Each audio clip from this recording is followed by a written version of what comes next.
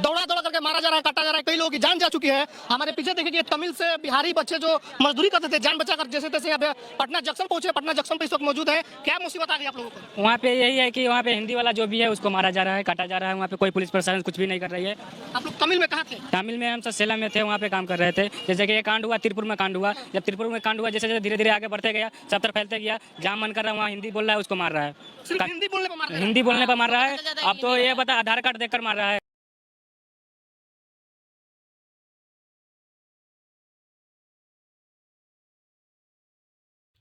कोस कोस पर पानी बदले, चार कोस पर बानी। नमस्कार दोस्तों, उम्मीद करता हूँ आप सब लोग स्वस्थ होंगे। दोस्तों, 2-3 दिनों से देख रहा हूँ कि दक्षिण भारत के राज्य तमिलनाडु में हिंदी भाषी लोगों के साथ मारपीट किया जा रहा है। कुछ मौतें भी सुनने में आ रही हैं। बिहार और उत्तर प्रदेश के लोग ट्रेनों में जैसे तैसे भरकर वापस आ रहे हैं, जो कि बहुत ही दुर्भाग्यपूर्ण घटना है। भारत का संविधान हमें भारत के किसी भी राज्य में रहने, खाने, पीने और घूमने की पूर्णतः आज़ादी देता है। फिर ये हिंदी भाषी लोगों के साथ ऐसा दुर्व्यवहार क्यों हो रहा है? दरअसल ये दुर्व्यवहार आज से नहीं, इसकी जो पृष्ठभूमि है वो बहुत पहले से ही बनी हुई है। बात उस समय से शुरू होती है दोस्तों, जब हमारे देश के लोग भारत की आज़ादी की लड़ाई ब्रिटिश सरकार के खिलाफ लड़ रहे थे। भारत देश अपने अंदर अनेक विविधताओं को समेटे हुए है। भिन्न भिन्न संप्रदाय, जाति, बोली, भाषा होने के बाद भी हम सब एक साथ जुड़े हुए हैं। आज़ादी की लड़ाई के समय वैचारिक क्रांति लाने के लिए सब लोगों को साथ लेकर अपने विचार साझा करके एकजुट होने के लिए किसी एक भारतीय भाषा का केंद्र में होना बहुत जरूरी था। और इसी को देखते हुए राष्ट्रपिता महात्मा गांधी ने 1918 में अपने पुत्र देवदास गांधी को दक्षिण भारतीय क्षेत्र में हिंदी की प्रचार प्रसार की कमान दे दी। साल 1936 में मद्रास, जिसे अब चेन्नई के भी नाम से जाना जाता है, मद्रास शहर के टी नगर में दक्षिण भारत हिंदी प्रचार सभा का नया भवन बन के तैयार भी हो गया, जिस भवन का उद्घाटन उस समय के तत्कालीन कांग्रेस अध्यक्ष पंडित जवाहरलाल नेहरू ने किया। दोस्तों, यह भवन आज भी टी नगर में स्थित है और सभा अपना काम जारी रखे हुए है। हिंदी भाषा को लेकर यह विरोध पहली बार नहीं हो रहा है। दरअसल इसकी शुरुआत 1937 में ही हो गई। 1937 में चक्रवर्ती राजगोपालाचारी के नेतृत्व में मद्रास प्रेसिडेंसी में कांग्रेस की सरकार बनी। सरकार ने 1938 में माध्यमिक विद्यालयों में हिंदी को अनिवार्य करने का फैसला किया। उस समय पेरियार बहुत बड़े नेता हुआ करते थे, जो कि विपक्ष में जस्टिस पार्टी के नेता थे। पेरियार ने इसका विरोध करने का फैसला किया और देखते ही देखते यह विरोध जो है वो एक राज्यव्यापी हिंदी विरोधी आंदोलन में तब्दील हो गया। सी राजगोपालाचारी ने 1939 में त्याग पत्र दे दिया। बाद में अंग्रेज गवर्नर ने 1940 में सरकार का यह फैसला वापस ले लिया और तब जाकर के आंदोलन थम गया वहाँ पे। दोस्तों, आंदोलन तो थम गया था उस समय, लेकिन पेरियार जी के विचारों के अंदर हिंदी विरोधी जो एक बीज थी वो अंकुरित हो रहा था। आज़ादी अपने पास आती जा रही थी। संविधान सभा में बैठे जो संविधान सभा के लोग थे वो किसी विदेशी भाषा को सरकारी कामकाज की भाषा नहीं बनाना चाहते थे। इस बात को लेकर संविधान सभा में भाषा को भी लेकर के खूब वाद विवाद हुए। अंत में संविधान सभा में 1949 में मुंशी अय्यंगार फार्मूले पर सहमति बन गई, जिसमें हिंदी को भारत की राजभाषा के रूप में 14 सितंबर 1949 को इस शर्त के साथ स्वीकार किया गया कि अंग्रेजी भाषा अगले 15 वर्षों तक सरकारी कामकाज की भाषा रहेगी, इसके बाद हटा दिया जाएगा। 1949 का वो दौर जब राजनीतिक उठापटक बहुत तेज थी।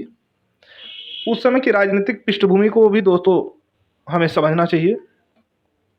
दरअसल 1949 के समय में मद्रास प्रेसिडेंसी में दो राजनीतिक जो पार्टियां थी वो प्रमुख थी और कुछ दिग्गज नेताओं का बोलबाला था।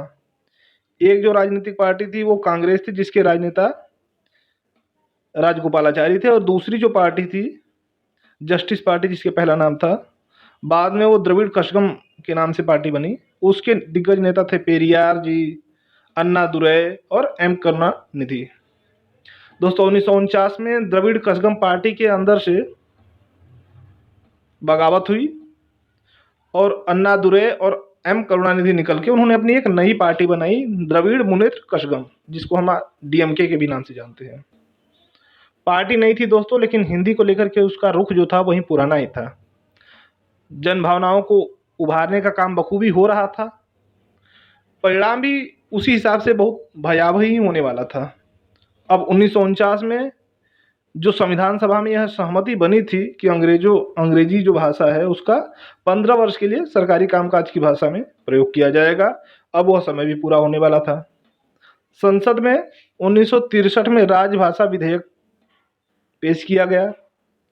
डीएमके पार्टी के जो नेता अन्ना दुरै थे, उस समय वो राज्यसभा सांसद थे, उन्होंने जमकर इसका विरोध किया। लेकिन जब यह विधेयक पास हो गया तो मद्रास, जो फिलहाल चेन्नई के नाम से जाना जाता है, उसकी सड़कों पर विरोध शुरू हो गया। 25 जनवरी 1965 को दंगा भड़काया गया। वो दंगा बिल्कुल भड़क भी गया। आत्मदाह से लेकर हिंसक झड़पें हुई, बहुत सारे निर्दोष लोगों की जान चली गई उसमें। आंदोलन उसका नेतृत्व करने वाले लोगों के हाथ से भी बाहर हो गया, वो उनकी काबू में नहीं रहा था आंदोलन। फिर जाकर के जो तत्कालीन प्रधानमंत्री थे उस समय के, लाल बहादुर शास्त्री जी, उनके आश्वासन देने पर शांति वापस आई, शांति व्यवस्था स्थापित हुआ। अब उसके बाद से बीच बीच में कभी कभी विरोध प्रदर्शन होते रहते हैं, लेकिन 1965 के बाद से अभी तक उतनी भयावह स्थिति नहीं देखी गई है। नई पीढ़ी भी अपने को हिंदी से जोड़ रही है। उनके मन में अनुराग भले ना हो हिंदी को लेकर के, लेकिन एक रुचि जो है वो पैदा हुई है। समय समय पर राजनीतिक पार्टियों के नेता अपनी राजनीतिक रोटियां सेकते रहते हैं उसके ऊपर। तो दोस्तों ये पृष्ठभूमि है दक्षिण भारतीय, मुख्यतः तमिलनाडु के हिंदी विरोधी आंदोलन की। मित्रों, 2 पैसे कमाने के लिए, अपने बीवी बच्चों और माँ बाप का पेट पालने के लिए, पेट भरने के लिए कोई अपना हंसता बोलता हंसता खेलता परिवार छोड़ करके महीनों महीनों तक दूर रहता है। फिर किसी को भाषा के आधार पर अपने से अलग ना समझे। बहुत सारे न्यूज़ चैनलों, समाचार पत्रों व सोशल मीडिया के माध्यम से पता चल रहा है कि हिंदी भाषा के जो लोग हैं, हिंदी भाषी जो लोग हैं, उनकी स्थिति अभी तमिलनाडु में ठीक नहीं बताई जा रही है। इसके लिए मैं केंद्र सरकार, बिहार, उत्तर प्रदेश व तमिलनाडु सरकार से भी अपने वीडियो के माध्यम से निवेदन करना चाहता हूं कि जल्द से जल्द इस पर नियंत्रण करें, नहीं तो कहीं बहुत देर ना हो जाए और बात हाथ से निकल जाए। जानकारी कैसी लगी अपने विचार जरूर साझा करें। धन्यवाद मित्रों।